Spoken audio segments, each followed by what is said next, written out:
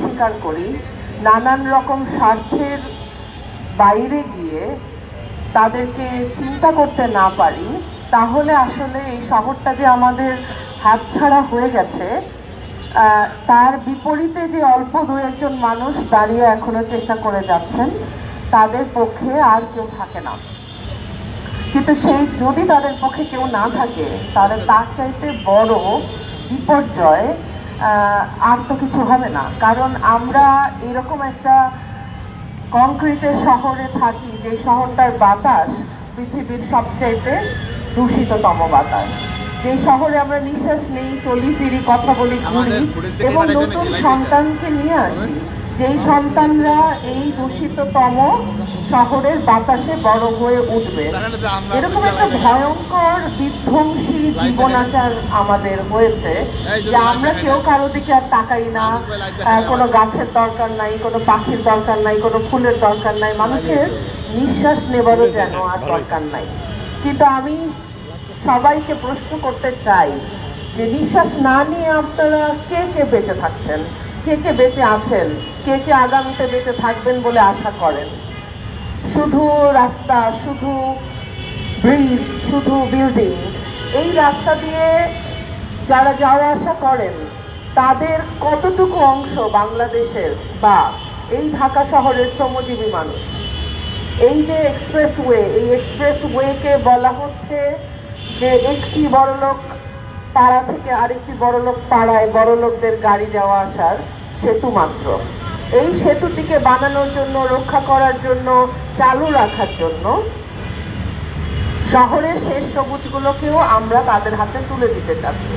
তাহলে আমাদের সন্তানরা কি বাতাসে নিঃশ্বাস নেবে, কোথায় খেলবে, কিভাবে তাদের কাছে আমরা আশা করব যে তারা ভবিষ্যতে সুনাগরিক হয়ে উঠবে? কারণ ভবিষ্যতে একটা মানুষকে যদি দেশের জন্য, পরের জন্য ভাবতে বলা হয়, তার তো সেটা শৈশব থেকেই গড়ে উঠতে হয়। তাকে শৈশব থেকেই খোলা জায়গায় বড় হওয়ার সুযোগ দিতে হয়, তাকে একটু পরিষ্কার বাতাসে নিঃশ্বাস নেয়ার সুযোগ দিতে হয়। সেই সুযোগ যেই শিশুদের জন্য আমরা দিচ্ছি না। আমরা আজকে যে প্রজন্ম এই সমস্ত উন্নয়নের কর্মকাণ্ডের সাথে জড়িত এবং যে উন্নয়ন দিয়ে আমরা আমাদের কনসালটেন্সি এবং অন্যান্য টাকা পয়সা আসার মাধ্যমগুলোকে খোলা রাখি, তাদের সন্তানরা কি নিঃশ্বাস নেবে না? তাদের সন্তানের সন্তানরা কি নিঃশ্বাস নেবে না? নাকি সকলকে পার করে দেওয়া হয়ে গেছে?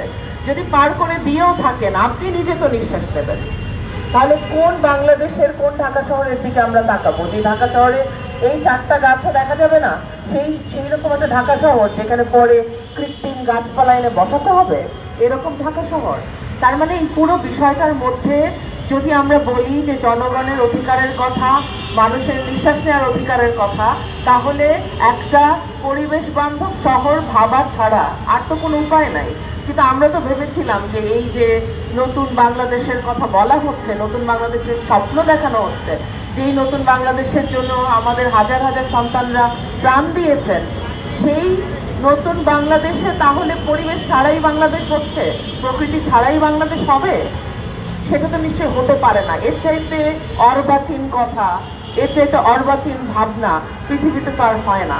আমরা আজকে এসেও যদি 21 শতকের 25 বছরও পার করে ফেলেছি, তারপরেও যদি আমরা না বুঝতে পারি যে একটা পৃথিবীর জন্য আমাদের এই শুধু মানুষের প্রজন্ম না, পৃথিবীটা বেঁচে থাকা একে অপরের জন্য কত বেশি জরুরি, এবং এটাকে ধ্বংস করা বন্ধ করে বরং মানুষের জন্য এবং সকল প্রাণীর জন্য, সকল প্রাণের জন্য ভাবতে হবে।